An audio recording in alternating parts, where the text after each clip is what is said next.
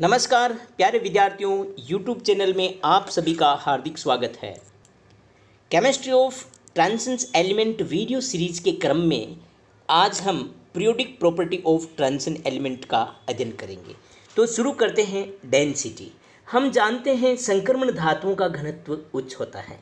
संक्रमण धातुओं का घनत्व उच्च होने का कारण है ये अपने पड़ोसी समूह ग्रुप फर्स्ट एंड सेकंड की तुलना में इनका जो परमाणुीय आयतन है वो कम होता है। परमाणुीय आयतन कम होने का कारण यह है कि संक्रमण धातु में इनकमिंग इलेक्ट्रॉन है वो एक ऊर्जा स्तर नीचे यानी n-1 डी सब सेल में इनकमिंग इलेक्ट्रॉन भरता है, आने वाला इलेक्ट्रॉन भरेगा, जिससे जो बढ़ा हुआ नाभिकीय आवेश है वो इलेक्ट्रॉनों को अपनी ओर अधिक खींचेगा और परमाणुीय आयतन कम हो जाता है। और जैसे जैसे परमाणु भार बढ़ता है तो वैसे वैसे इनके घनत्व का मान में भी वृद्धि हो जाती है। संक्रमण धातुओं में हाईएस्ट डेंसिटी वाले एलिमेंट हैं 4f ऑर्बिटल्स भरने के बाद 4f ऑर्बिटल्स भरने के बाद तथा 5d सीरीज जो शुरू है होने से पहले के जो तत्व हैं वो हैं hafnium, tantalum, tungsten, rhenium, osmium, iridium, platinum और गोल्ड। ये उच्च घनत्व वाले तत्व हैं संक्रमण तत्व, और इनका जो घनत्व है उच्च होने का कारण है कि हम जानते हैं एटॉमिक वेट है वो थर्ड ट्रांसेंस सीरीज का ज़्यादा होता है फर्स्ट और सेकंड ट्रांसेंस सीरीज से। इसका कारण यह है कि लेंथेनाइड कॉन्ट्रैक्शंस के कारण, लेंथेनाइड संकुचन के कारण एटॉमिक वॉल्यूम्स द्वितीय और तृतीय ट्रांसेंस एलिमेंट सीरीज का लगभग बराबर हो जाता है, और इसके कारण density of the element of the third transition series become very high. द्वितीय ट्रांसेंस सीरीज और तृतीय ट्रांसेंस सीरीज में जो एटॉमिक आकार है, एटॉमिक वॉल्यूम्स हैं, वो समान होने का कारण है कि तृतीय ट्रांसेंस सीरीज शुरू होने से पहले जो 14th एलिमेंट का लेंथेनाइड्स की सीरीज है उनमें लेंथेनाइड कॉन्ट्रैक्शंस होता है। लेंथेनाइड कॉन्ट्रैक्शन से इनका आकार घट जाता है, और आकार घटने के कारण इनका जो आयतन है, वॉल्यूम है, वो द्वितीय ट्रांसेंस सीरीज के लगभग बराबर हो जाता है। इसी कारण थर्ड ट्रांसेंस सीरीज का जो डेंसिटी का मान है वो सबसे ज़्यादा होता है। ये मानो कि नायोबियम और टेंटेलम का जो डेंसिटी का हम देखते हैं कि नायोबियम की जो डेंसिटी है उसकी जस्ट दुगुनी किसकी है, टेंटेलम की है। इसी प्रकार मोलिब्डेनम एंड टंगस्टन की बात करें, मोलिब्डेनम की जो डेंसिटी है उससे जस्ट डबल किसकी है, टंगस्टन की है। और इस संक्रमण धातुओं में, इन संक्रमण धातुओं में हाईएस्ट डेंसिटी वाली जो मेटल्स हैं वो ओस्मियम एंड इरिडियम है। इरिडियम एंड ओस्मियम उच्च डेंसिटी वाली संक्रमण धातुएं हैं। In the same group, the density of tantalum is twice that of niobium. Scandium is lightest due to lowest density, whereas osmium and iridium have the highest density. Second periodic property है ionization potential। हम संक्रमण धातुओं में ionization potentials का जो periods and group के अंदर जो ट्रेंड देखते हैं वो एक पीरियड के अंदर इनके जो चेंजेज हैं वो बहुत कम चेंजेस देखने को मिल रहा है। हमें जनरली हम जानते हैं कि जो आयनाइजेशन पोटेंशियल है एक आवर्त में लेफ़्ट टू राइट जाने पर इनका मान में वृद्धि होती है, लेकिन संक्रमण धातुओं के केस में 3D सीरीज की बात करें तो इस केसेज में जो इनके आयनाइजेशन पोटेंशियल का मान है उनमें बहुत कम वृद्धि होती है, तथा जिंक की ओर आते आते इनके आयनन विभव का मान में वृद्धि होने लगती है, कॉपर, जिंक। इसका कारण यह है कि शुरू के जो तत्व हैं, हम जानते हैं कि आयनाइजेशन एनर्जी किसे कहते हैं। आयनाइजेशन एनर्जी उस ऊर्जा को प्रदर्शित करता है जो उस तत्व के एक गैसीय परमाणु के बाह्यतम इलेक्ट्रॉन को नाभिक के आकर्षण से अनंत दूरी तक ले जाने के लिए आवश्यक हो। तो अतः कोई इलेक्ट्रॉन अपने नाभिक के साथ जितने प्रबल आकर्षण से बंधा होगा उस तत्व का आयनन विभव उतना ही अधिक होगा। हम आवर्त में जब लेफ़्ट टू राइट चलते हैं तो तत्वों के आकार में कमी होती जाती है। आकार के कम होने के कारण इलेक्ट्रॉन नाभिक के निकट आ जाते हैं, जिससे नाभिक से उन्हें दूर ले जाने में अधिक ऊर्जा की आवश्यकता पड़ेगी। और हम ये जानते हैं कि संक्रमण धातुओं में जो इनकमिंग इलेक्ट्रॉन है वो n-1 d सब सेल में बढ़ता है। और ये एक ऊर्जा स्तर नीचे होने के कारण तथा शुरू के जो वेनेडियम, क्रोमियम और मैग्नीज, यहाँ आयनाइजेशन पोटेंशियल में बहुत कम मात्रा में वृद्धि होती है। और बाद के जो 3D सीरीज़ के एलिमेंट हैं उनमें बहुत ही कम वृद्धि देखने को परिलक्षित होती है। और जिंक के केस में ये जो अचानक वृद्धि है, इसका कारण है 3D सब सेल का फुलफिल्ड इलेक्ट्रॉनिक कॉन्फ़िगरेशंस, जो कि स्थायी होता है। स्थायी इलेक्ट्रॉनिक कॉन्फ़िगरेशन में से एक इलेक्ट्रॉन बाहर निकालने से हमें उच्च ऊर्जा की आवश्यकता होगी और आयनाइजेशन एनर्जी का मान जिंक का अधिक होता है। तो स्कैंडियम, टाइटेनियम, वेनेडियम में कुछ वृद्धि परिलक्षित हो रही है। बीच के जो संक्रमण तत्व हैं, आयरन है, कोबाल्ट, निकेल है, या वृद्धि कम परिलक्षित हो रही है। इसका कारण यह है कि शुरू के ट्रांसेंस एलिमेंट में डी सबसेल में इलेक्ट्रॉन्स कम होते हैं, जिससे परिरक्षण प्रभाव इतना प्रभावी नहीं होता है। जैसे जैसे डी सबसेल में इलेक्ट्रॉन्स की संख्या बढ़ती है, वैसे वैसे परिरक्षण प्रभाव प्रभावी होता जाता है और हमें जो वृद्धि परिलक्षित होनी चाहिए एक आवर्त में लेफ़्ट से राइट जाते वक्त, वो हमें इतनी प्रभावी रूप से नहीं देख पा रहे हैं। इसका कारण परिरक्षण प्रभाव है।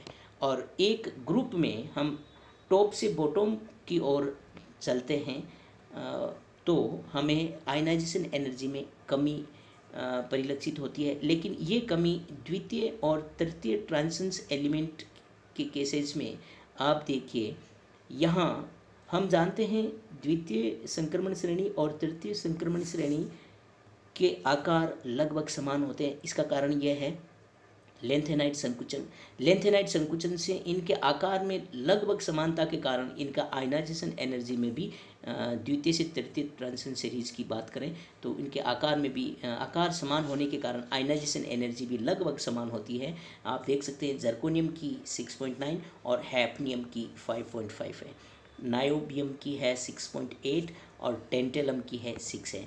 जितने इनका मान घटना चाहिए उतना नहीं कम हो रहा है। कारण एक ही है, लगभग समान आकार का होना। लगभग समान के आकार के क्यों हुए?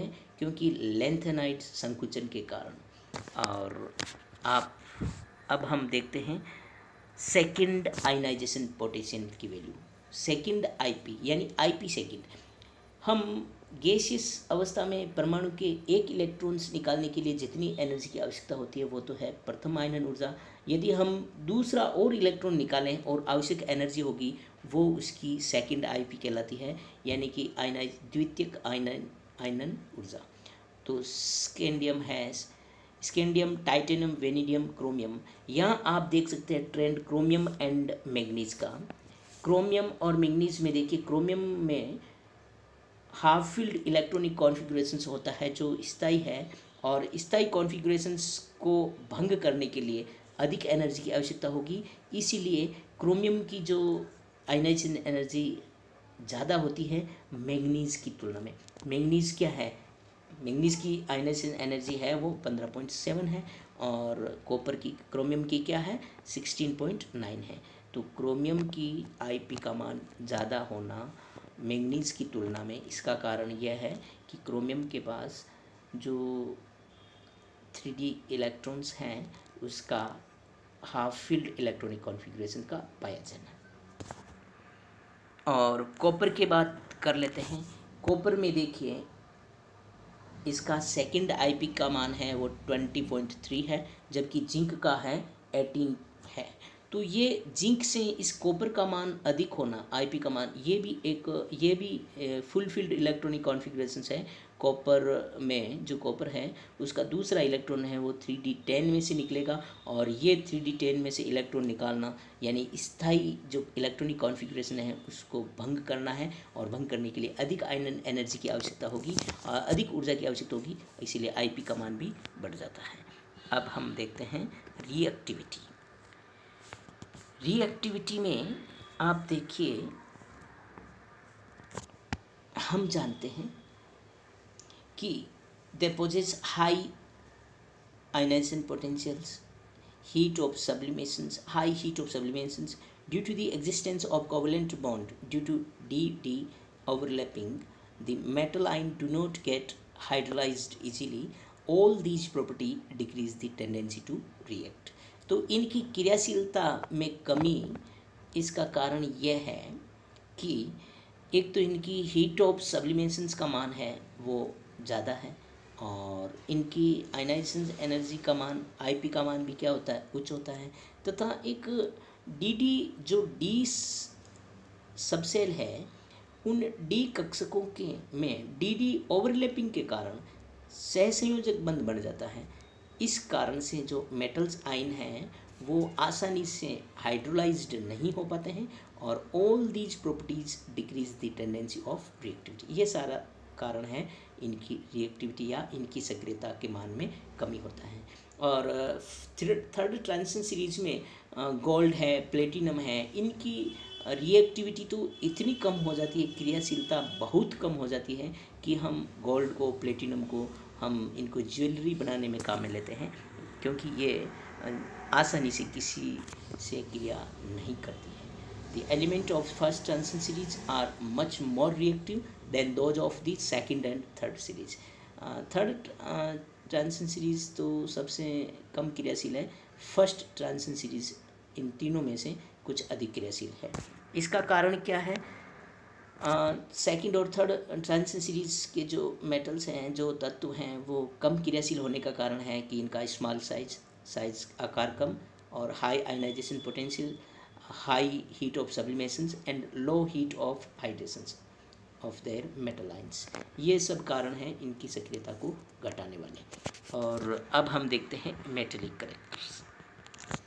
हम जानते हैं कि सभी संक्रमण धातुएं वो धात्विक प्रवृत्ति की होती है, मेटेलिक करेक्टर शो करते हैं। और मरकरी एक अपवाद है जो कि लिक्विड स्टेट में है, और it is liquid. Hardness and brittleness are associated with covalent bonding. The transients metal are good conductor of heat and electricity. धातुओं का जैसा भी गुण है कि ये ऊष्मा और विद्युत का सुचालक होती है, और it's appears that in additions to metallic bonding, इसका कारण यह है धात्विक बंध। धात्विक बंध का मतलब है कि presence of free metals ion and embedded in sea of free mobile electrons. धातु आयन और उनके चारों ओर एक मुक्त इलेक्ट्रॉन्स का बादल या घनत्व, इस कारण से धात्विक बंध बनते हैं। और there must be some covalent bonding of d orbitals due to d overlapping, और कुछ मात्रा में कोवेलेंट बंध भी बनता है जो कि डी कक्षकों के डी ओवरलैपिंग के कारण बनता है। इस कारण से धातुओं में हार्डनेस और ब्रिटलनेस आती है। हम जानते हैं कुछ जो ये सारा कारण है वो हार्डनेस और इसकी ब्रिटलनेस को प्रदर्शित करता है। The number of such bond are responsible for the hardness of these metals depending upon their strength. The number of unpaired electrons, d electrons, increase up to group 6। हम जानते हैं कि ग्रुप 6 तक जो अनपेयर्ड इलेक्ट्रॉन्स के मान में वृद्धि होती है, और उसके बाद डिक्रीज होती है अनपेयर्ड इलेक्ट्रॉन्स की। तो the number of unpaired d electrons increase up to group 6 and decrease often because of pairing. Therefore metal are hard up to 6 group, while zinc, mercury liquid है, zinc and cadmiums are soft. ये hardness group 6 तक बढ़ती है, लेकिन जैसे जैसे electron की pairing होती है तो अनपेयर्ड डी इलेक्ट्रॉन्स के मान में कमी होती जाती है, और इनके हार्डनेस में भी कमी होती है। तो हम कह सकते हैं जिंक और कैडमियम, मरकरी तो लिक्विड है, ये सॉफ्ट होती है। Metal in group 9 and 11 are more ductiles. 9 और 11 जो ग्रुप हैं उनकी जो धातुएं हैं वो तन्यता के गुण ज़्यादा रखती है और अदर मेटल्स की तुलना में। इसका कारण यह है कि ये जो इनका जो क्रिस्टल स्ट्रक्चर है वो एफसीसी टाइप का है, फेस सेंटर्ड क्यूबिक सिस्टम्स होती है इसकी यूनिट सेल, और इसी कारण they have more number of planes where deformations can take place. इसी कारण ये इनमें ये जो तन्यता का गुण है वो ज़्यादा पाया जाता है, क्योंकि ये बहुत अधिक प्लेन होते हैं जिसमें ये डिफॉर्मेशंस हो सकता है इनमें। और other metals generally crystallise either in HCP और BCC। अन्य जो धातुएं हैं वो या तो HCP या बॉडी सेंट्रल क्यूबिक सिस्टम्स वाली यूनिट सेल्स में क्रिस्टलाइज होती हैं।